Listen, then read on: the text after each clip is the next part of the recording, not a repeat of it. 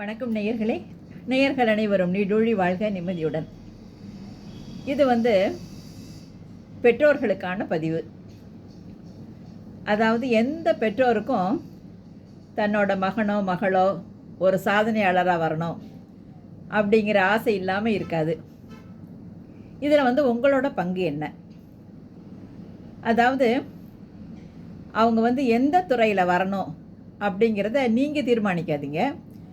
அவங்கள அப்படியே கவனிச்சிட்டு வாங்க. அவங்களுக்கு எதில் டேஸ்ட் இருக்குது, இன்ட்ரெஸ்ட் இருக்குது அப்படின்னு தெரிஞ்சுக்கிட்டு அந்த துறையில் கொண்டு வாங்க. இதை விட்டுட்டு நீ இன்ஜினியருக்கு தான் படிக்கணும், நீ டாக்டராக தான் ஆகணும் அப்படின்னு உங்களோட கருத்தை திணிச்சிங்கன்னா அந்த பையன் இன்ட்ரெஸ்ட் இல்லாமல் படித்து அனாவசியமாக காசும் செலவழிஞ்சு உங்களுக்கும் மன நிம்மதி போயிடும்.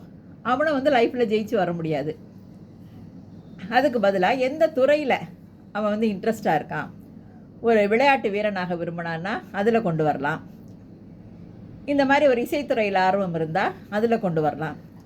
இந்த மாதிரி அடிப்படை படிப்பு முடிஞ்சதுக்கப்புறம் எந்த துறையை தேர்ந்தெடுக்கணுங்கிறத அந்த குழந்தையோட விருப்பத்துக்கு விட்டுருங்க. அதாவது ஏஆர் ரஹ்மானை அவங்க அம்மா நீ மியூசிக்கெல்லாம் போடக்கூடாது, இன்ஜினியராக தான் ஆகணும் அப்படின்னு கம்பல் பண்ணியிருந்தா என்ன ஆயிருக்கும்? நல்ல ஒரு இசையமைப்பாளரை இழந்திருப்போம் நம்ம. அதே மாதிரி டெண்டுல்கரை போய் அவங்க அம்மா விளையாடக்கூடாது, நீ டாக்டராக தான் ஆகணும் அப்படின்னு சொன்னால் என்ன ஆயிருக்கும்? என்ன? அதனால் அவங்களோட டேஸ்ட் என்ன, எந்த துறையில் அவர் ஆர்வமாக இருக்கார், எதில் வந்தால் வெற்றி பெறுவார் அப்படின்னு நீங்கள் அதை யோசித்து அதுபடி அந்த போக்கிலேயே விடுங்க. உங்கள் பையன் நிச்சயமாக ஜெயிச்சு வருவார்.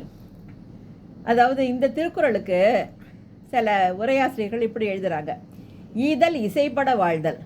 அதாவது நல்லா ஈயணும், இசைப்பட வாழணும், புகழோடு வாழணும். அதே மாதிரி இசைப்பட வாழ்தலுக்கு இன்னொரு அர்த்தம் என்ன தெரியுமா? நம்ம மனசுக்கு என்ன இசைவு இருக்கோ அதுபடி வாழ்கிறது. அதாவது நம்ம மனசு என்ன சொல்லுதோ, மனசு எதில் விருப்பப்படுதோ, எதில் இசையுதோ அதுபடியே நம்ம வாழ்ந்தோன்னா அந்த துறையில் நல்லா ஜெயிச்சு நல்லா சம்பாதிச்சு இன்னும் கொஞ்சம் இதெல்லாம் செய்யலாம். ஏன்னா அப்படின்னு அதுக்கு ஒரு இன்னொரு அர்த்தம் கூட இருக்குது. அதனால் நீங்கள் உங்கள் பையனோ பொண்ணோ அவங்க அடிப்படை கல்வி முடித்த உடனே அவங்க விருப்பம் என்னன்னு முதல்ல கேளுங்க. எதில் ஆர்வம் இருக்காருன்னு கேட்டு அதன்படி அதில் நீங்கள் டெவலப் ஆக்கி நல்லா கொண்டு வாங்க. All the best. வாழ்த்துக்கள்.